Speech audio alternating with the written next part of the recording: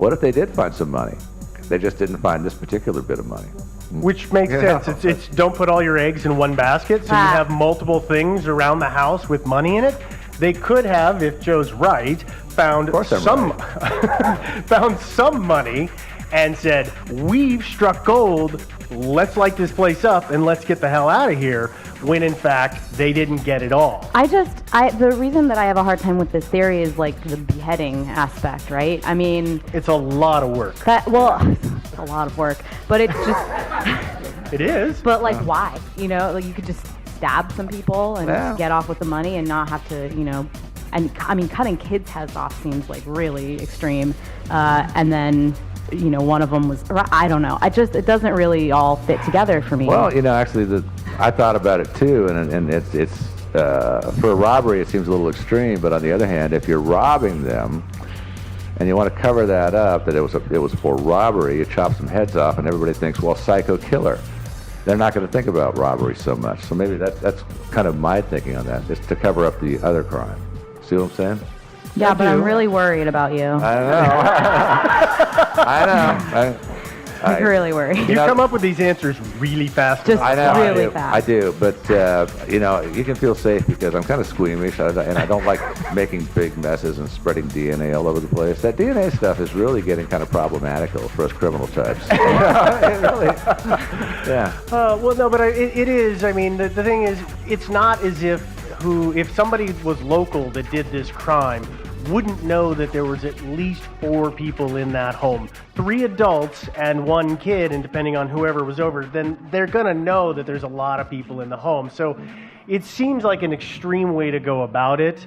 I know, Joe, you had one kind of side vein on this theory. Well, it's just that in those days, you know, people had bigger families, so your typical house probably had like 15 people living in it. So that wasn't what I meant. Yeah, no, that's what I'm thinking. Now, from the killer's point of view, it could be hardly anybody's at home, and so that could be one aspect to it. Well, it's the other idea that you had Your brought up Lundy theory. when we were talking about it is erasing a debt. Yeah, that was. Well, you know, that is it, and that's what if Jacob did lend money. Well, first of all, we don't know if he wasn't the local loan shark. I mean, you know, maybe he was out there like kneecapping people left and right, you know, to collect the stuff. We don't really know. He lent money. So he did have a hog farm. We don't actually know. Oh yeah, that's true. But if he was lending money, it's a possible thing that there was somebody out there in the community who was actually into him for, say, you know, $1,000 or whatever.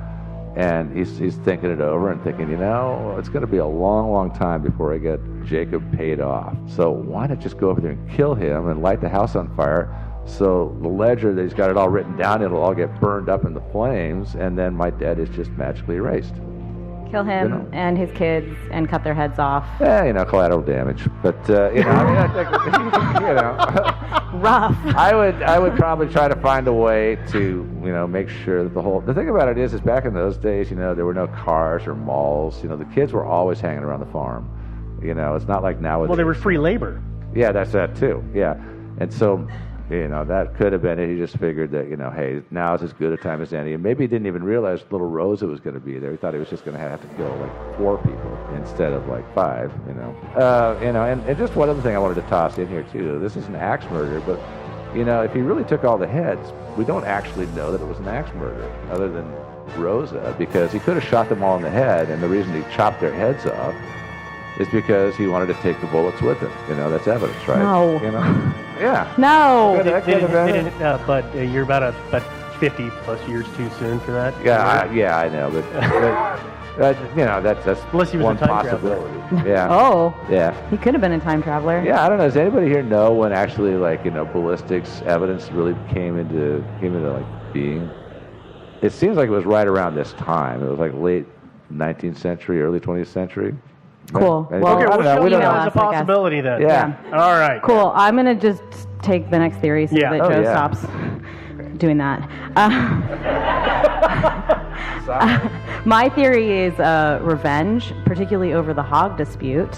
Because you remember how when I was talking 12 years ago, because I don't talk, I mentioned that a few days prior to the murder/fire, whatever situation, that Jacob had been in court over a stolen hog. That was not just a fun fact.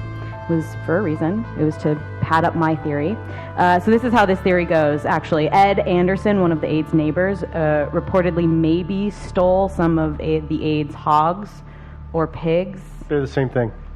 Living pork products. Yeah. Yeah. Walking ostensibly stole some living pork products. And this is actually a theory that's out there, and it's super, super frustrating to me because this is how this theory goes. Well, they were in court, but, he cooperated and everyone liked the AIDS, so he didn't do it. I heard the guy had a solid alibi. But nobody ever reports the alibi, which is, again, I don't know what it super is. frustrating No, but to me. apparently, he would have been an obvious suspect, though. I mean, You would think. Yeah. But, the reporting is always, well, the neighbors all really liked the AIDS, so it couldn't have been any of them. I don't know. The other thing that I guess could have happened with revenge would be that there could have been like an old feud. From Germany? From Germany, yeah. Or from the old country. Yeah, I mean, they'd lived in the area for 20 years, so it would have been really old, but I guess it's possible. Well, I mean, people did flee their homelands for a multitude of reasons, not just because they didn't like the local government, but they were fleeing debt. It was not an uncommon thing, so it could be that he was, we've talked about debt so far, maybe he's made somebody mad. Yeah, maybe Jacob owed somebody else money. 20 years, though? 20 years is a really long time. That's a lot of interest that day. Yeah. Yes, that's true. And I don't want to go too far down this rabbit hole because there's really nothing to substantiate it, at all. And really. there's additional to that, there's, no theories on who that might have been from the old country or anything else. And we are a little bit running out of time. What time is it? And Joe has a really good theory about Matt Damon, so... Yeah. Oh, yeah, you guys are here now. Okay, cool. That's great. Actually, it's kind of weak, but... It's a good... He's been overselling everything this weekend. Come on. Yeah, It's an awesome theory. I don't want to say it's awesome and then have everybody be disappointed. It's the best theory. Well, what if this was like an actual serial killer who did this? And I'm sure all of you guys have heard of the Midwest Axeman. Have you? Okay, yeah, the Midwest guy. He ranged actually all the way from outside the Midwest. He started, the first one known outside of this one was Portland, Oregon. And so loose term of Midwest, I guess. Yeah, kind of loose. Yeah. I don't know when they actually settled on a definition for the Midwest, so, it might have applied then. But he ranged all the way from there to as far east as Monmouth, Illinois. These all took place, though, between June 1911 and June 1912. But so later. There was a lot that connected those two. I mean, he had his typical MO was he would attack a family that lived near the railroad tracks, so like 5 or 6 blocks maybe from the railroad tracks, which led people to think he traveled by rail. Usually, actually, always, the family had just an axe laying around in the yard that he would just pick up and go in and kill them with. with. Which was typical of those days, right? That's usually how axe murderers operated in those days, actually, because everybody had an axe laying around in their yard. Yeah, I more meant that than the axe murderers part. Yeah, that too, yeah. But, oh, God, what else? He had a typical thing of, lighting an oil lamp, and he would take the chimney off and bend the wick 90 degrees before lighting it, which I guess was not standard operating procedure back in those days. And we cover the windows usually, and so there was a lot connecting all those murders. But in this case, of course, it's hard to tell because the house burned down, so all that evidence was destroyed. We don't really know. Nothing was done by the Midwest Axeman, which of course you guys have heard of, Melissa, Iowa, the Melissa Axe murders. That also, there was a lot of similarities there too. So I think, but can we tie this one to it? I'm not so sure. Well, there were no railroad tracks nearby, so that kind of, and he didn't usually burn the house down, and of course he didn't take heads in the later murders, so that's kind of a difference. And it seems like an escalation to me. Yeah. Oh, the taking of the heads? Yeah, if this one happened after those, I would be more willing to say that it could be connected, but taking heads and then not taking heads anymore seems like a de-escalation to me. Well, my thinking is that he took some souvenirs the first time out and had them around for a little bit, and they started smelling bad, and he decided the whole idea was overrated, and so that's why he never did it again. That's kind of where I'm thinking. What do you guys think of that theory? Yay or nay? Yeah, I heard a yay. Okay. One single yay. All right, we're on the right track. It was kind of faint, but I'll take it. Yeah. Okay. But so, I don't know. So I'm kind of thinking it's not related to the Midwest Axeman. Of course, that doesn't mean it wasn't another serial killer. I mean, back in those days, we didn't have the interwebs and national TV news networks and stuff. So we didn't have Nancy Grace. Yeah, we didn't have Nancy Grace. No, she was not born to be born for another 10 years. And I'm just kidding, Nancy. If you're listening, I love Nancy. Have I He showed? shows the selfie they got Have I together showed you to my everybody. selfie of Nancy Oh my and me? Yeah. So but maybe I could imagine maybe this guy goes out, commits a psycho axe killing, and then maybe like goes into the military for a while and just goes overseas and kills for Uncle Sam or something, and eventually comes out of the military, goes back to wherever, and then just decides, hey, I'd like to do more of this. And so that could have been it, but otherwise it's kind of hard to account for that big long gap. So what story do we talk about that? It was the Grim Sleeper, where he went away for a while. He was really, really prolific, and then things changed in his life, and his relationship at home got better, and he had a couple of kids, and he literally didn't have the time to do the killing. People were spared from the wrath that he was, and it's entirely possible that that's what's going on with this guy, if the unified axe murder killer theory is right. Yeah, which who knows? It could be. I mean, you don't know what's going on in this guy's life. He might have committed this crime and gone on and done something else, like murdered some other guy in a dispute, gone off to prison for a while, and then he gets out around 1911 and decides to start killing people again. I don't know. So anyway, that's about the end of that theory for me. Anybody else got any theories? Yes, man in the back. We got a volunteer theory. Hey, we got microphones, by the way. Yeah, I don't know if those are turned on or not. There's a man running towards you. Yeah, you might want to look at him. Turn around. Let him deal with it. Turn around. Or just Turn around. keep playing with it. Oh my God. Yeah. Oh, look behind you. Test 1, 2. How many guys is it taking on my... Yeah. I don't know. Hi. Hey, what's your name? My name's Justin. I'm not a Justin, Generation really? Y. Justin, he did it. What Hey. a coincidence. That's my theory, is Justin did it. I like it. He's the neighbor. Uh-huh. Maybe they didn't clean up their grass clippings, and he got mad about it. Well, those neighbors that don't weed their yards, and you got all those little dandelion puffballs out there that are going to blow over into your yard. And then you got to cut off all their heads. Yeah. Yeah. Joe? And he knew that they had meat in the house and money. And It was the meat, right? It was the meat. That's why you did it. Well, that's why Justin did it. The neighbor Justin, right? Not you, Justin. You're thinking Justin did it, huh? Why do you He was the think first that? one that came across the bodies. That's a good point. First one on the scene does get to say what happened. See? Yeah. Any other? Before any anybody other, else. Yeah, And any he had other- all the time in the world. What Yeah. other clues do you have? This is Occam's razor. It's just the simplest explanation, and you were saying that I was doing it the entire time, so I'm going to go with that. All right. You're taking credit for it. Makes sense. I'm not 100 and something years old, and Are you? Can No. you show us proof? he didn't cut their heads off for bullets because ballistics evidence didn't come into effect until about 1925. You just Yeah. Googled that, didn't you? Yeah. No, he knows it from the Alienist. Yeah, no, I think that's probably true, although, it could have been he just wanted, he owned a 45. He thought, well, they're going to have 45 caliber sized holes in their heads, so why don't I just whack their heads off for that? wasn't mainstream, so Yeah. Oh, suddenly everyone knows now. Yeah. Not when we asked, but when Justin asked. Okay, Yeah. got it. there you go. I know. Thank you, Justin. Justin. Excellent thing. I want to point out. Everybody, Yeah. clap for Justin. I do want to point out too one thing to support his theory is that Justin, not our Justin here, but the other one, actually was holding a sharp agricultural implement in his hands when everybody saw him So there you go. Case closed. Is that how that happened? I thought he dropped it and ran away. I don't know what really happened. Okay. We're just admitting we have no idea what we're talking about. That's fine. That is the hardest part about the story is the reporting is super spotty, and even the reporting at the time, because you can they scan the old clippings, and it varies from paper to paper to paper, and these papers are within a day or two of each other. So this story really just kind of got blurred really fast. Which is why we picked it. I know. Because we Yeah. hate ourselves. Yeah, nobody can prove us wrong on anything in this one. If somebody really wanted to go look at courthouse records and find old police and court records and stuff, they could probably get a lot more, assuming those things haven't been lost or went up in a fire or something like that. there might be more information out there. So far, nobody's been interested enough to go out there and actually Well, no, do that. there has been some people that have looked into it, but Rose's dad, apparently he was French.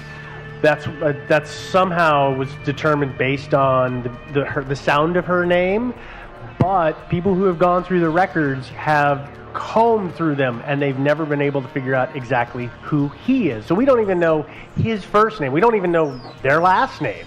It just went off the rails that fast. Yeah.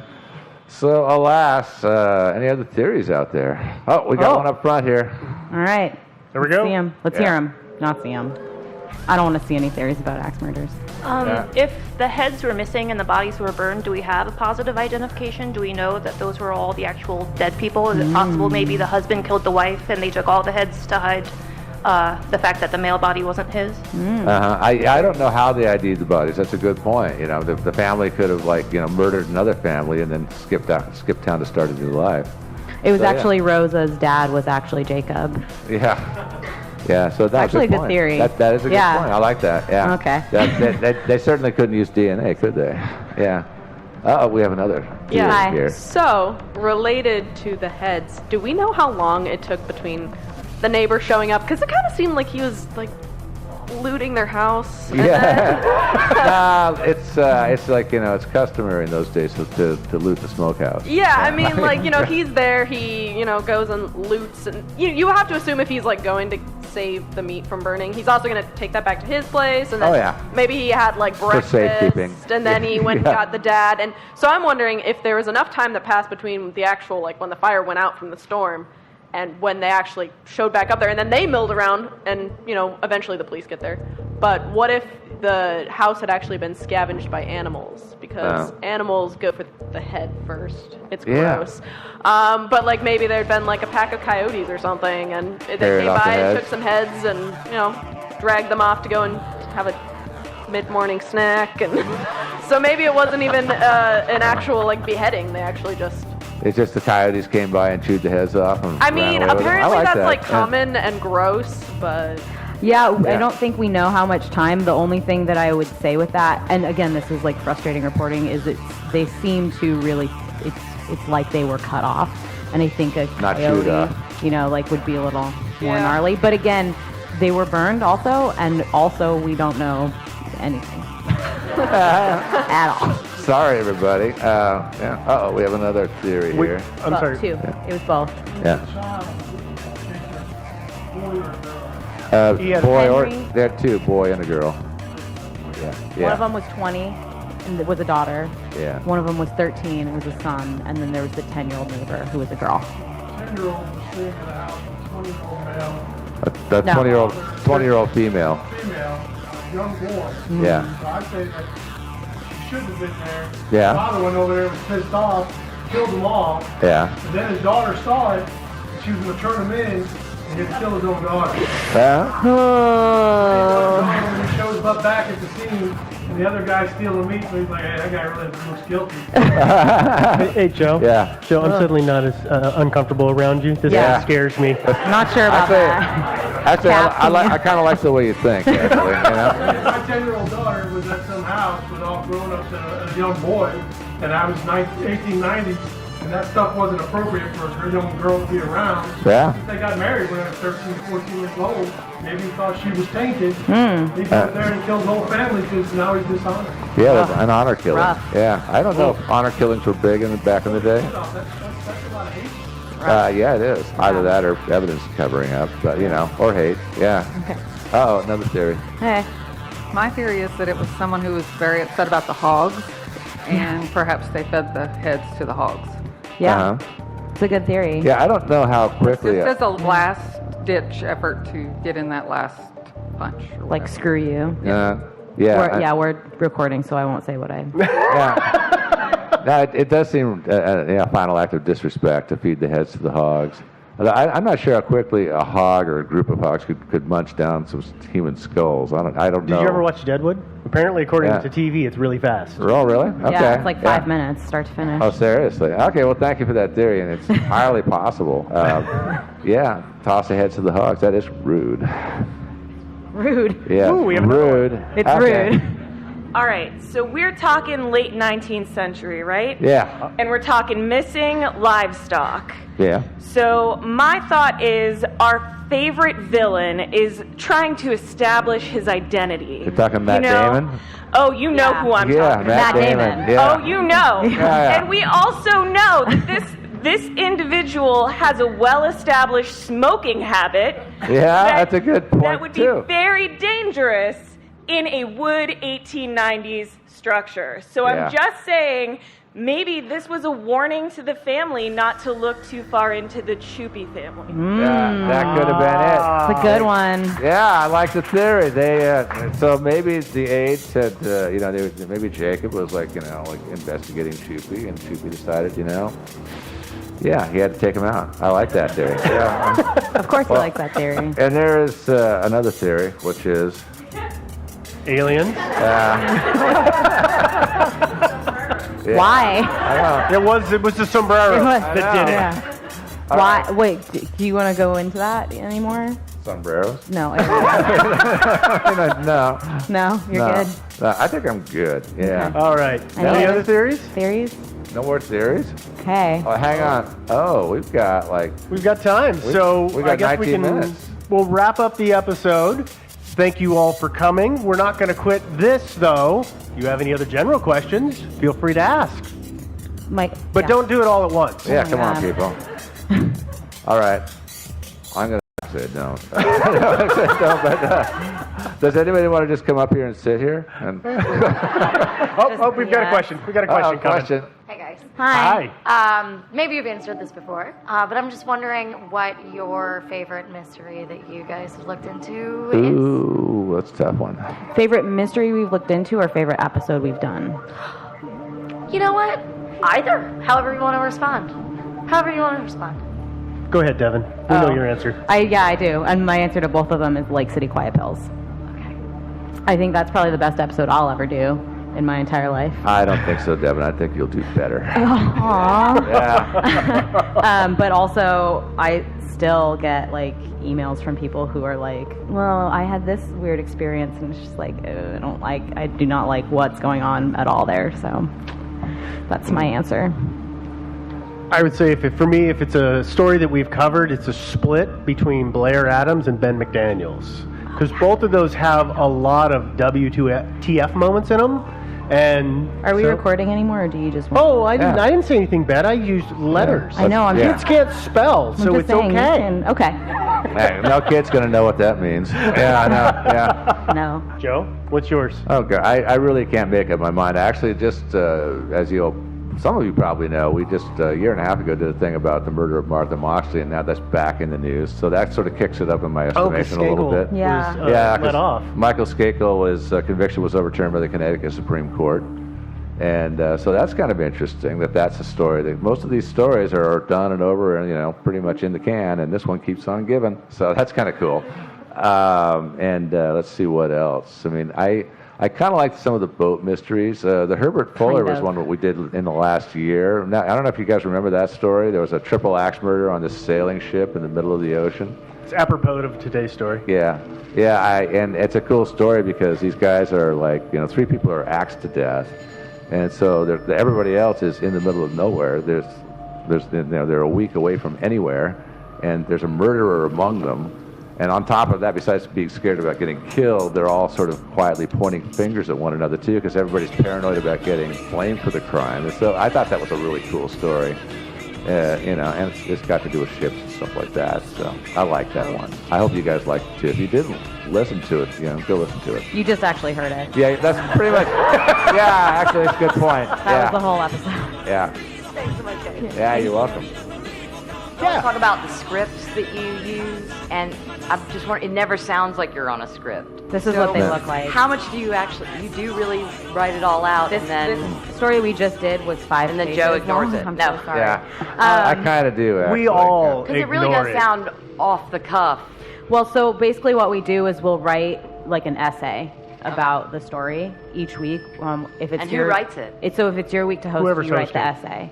The essay, the script, and then we have copies in front of it, and in front of us while we're recording, and we've done research, hopefully, over the last couple of weeks, and then we so we all know it, but we have a reference point if we need to call any information up, and then we try to generally follow the script, but sometimes doesn't always happen. Yeah, sometimes it goes really well, and sometimes it does not go very well. Do you really rehearse it, or do you? No, not for we only me. rehearse these live shows because we can edit the other ones. We just worry about looking dumb in front of real people. And do you talk about it? Do you talk about it a lot before you do the podcast, or do you want it to be fresh so you? We don't. Joe likes to stand around and try and talk about the story, and I'm like, Jojo, save it. Yeah. Save it. Yeah. Because we never remember to say it again. Yeah. Okay. That's a good point. Yeah. But yeah, the scripts are great, but they're mostly there to make sure we tell the story in the right order and we don't leave anything out. But other than that, it's just like, Yeah. Oh, another question. Hi. I just wondered, has life changed at all for y'all since you made yourselves public last year? Not really. No. Well, A little. yeah. I'm still fairly. We're all still fairly obscure. I was like, was it just like? No, it was Friday, I guess. No, Thursday. We were out, and it was like I think Jacob and Aaron and a few other people were out, and this really attractive blonde has her phone. It's like, oh, I want to take a picture. I want to take a picture of you all. And so I'm ready to go step over and be photographed. And then she hands the camera to me and says, would you mind taking the picture? And I said, oh, okay. That happened with the captain. Recently, we were out getting drinks, and they're like, you guys have seen what happens when he's out. And some girl was like, oh, I'm sorry, were you waiting in line? And I was like, no, we were going to get a drink. No.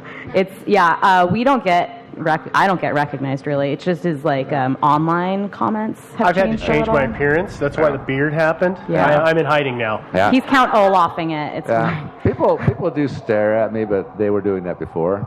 So I think so. It hasn't really changed things for me. Hi. Hi.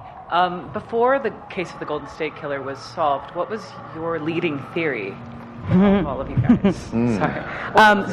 This is going to disappoint every single person in this room, but I didn't really have any theories about it because it wasn't a case that I really poured any time into.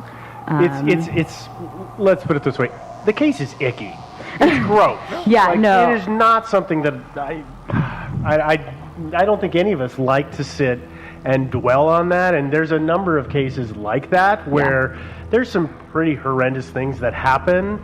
And sometimes for us, we're always kind of in the trenches with that stuff. And so those really big ones, it's just easier to kind of set them aside, build a nice brick wall around them, and then sink them in the ocean, and never think about it again.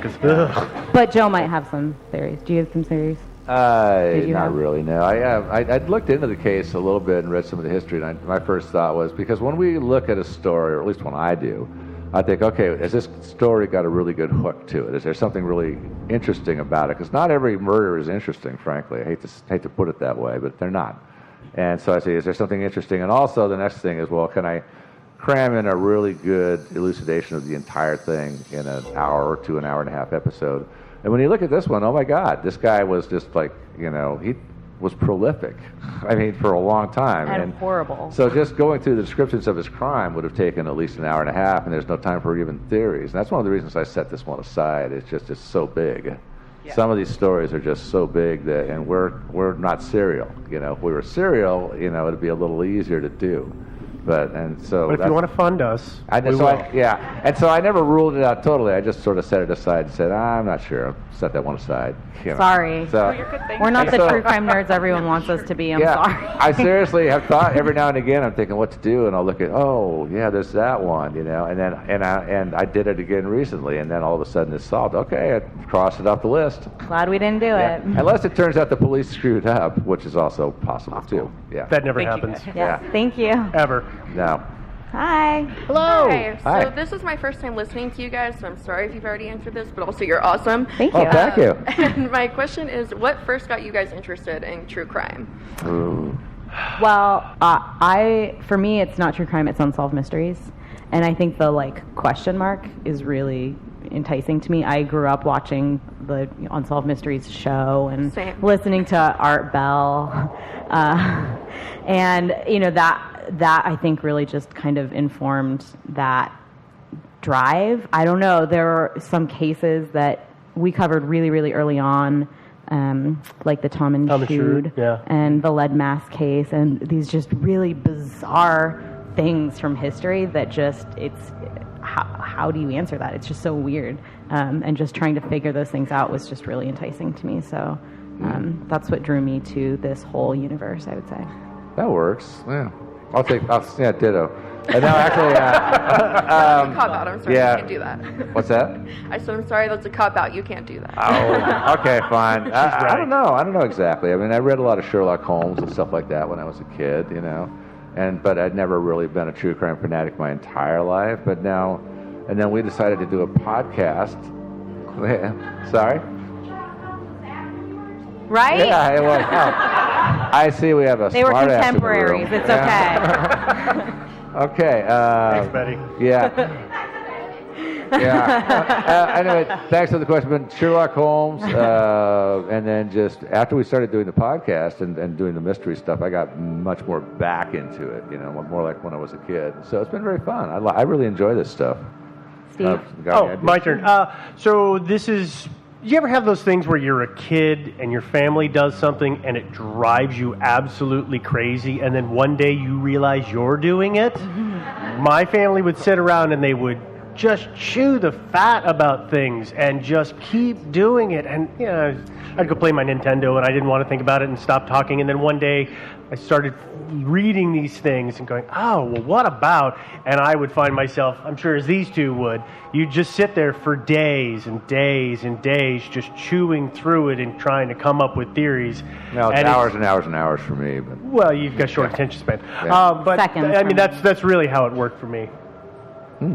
There is something hypnotic about that, It's like sometimes when I'm actually doing this stuff, I can actually, most of my other compulsions, like caffeine or whatever, nicotine, they just get set to the side. There's most things don't make me overlook those things, but sometimes when I'm hot in the tail of a hot mystery, I can even I can stop. I can even neglect some of my other things, my other addictions. You talking about your job? Yeah. Oh, yeah. Yeah, we all do. The job too. It's true. Yeah. More questions? Anyone? No. Okay. Okay. Well, now hang on. All right. Time for some impersonations.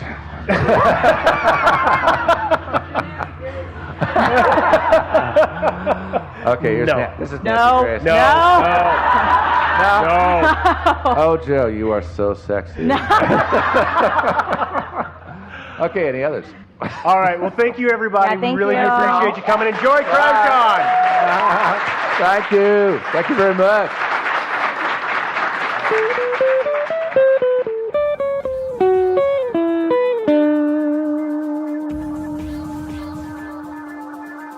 Now, hold on, guys. This has been going good. And we're recording this, so we're going to release this on the show.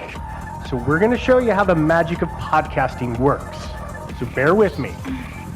But first, let's take a break. This is when we go to the bathroom. You can't go to the bathroom yet. No. And we're back. All right. I know. It's amazing. It's totally amazing. It'll sound different when you hear it on the podcast. There'll be a really cool ad in the middle. There'll be some great music in there. Listeners made that for us. Love that music. Thinking Sideways is not brought to you by Big Hamster. Instead, it's brought to you by CrimeCon. Yes, that's right, CrimeCon 2017, which is this June, June 9th to the 11th. That's Friday through Sunday at the JW Marriott in Indiana. That's Indianapolis, Indiana. It's got unique experiences like canine search dogs. I don't know if you can pet them or not, but you can look at them.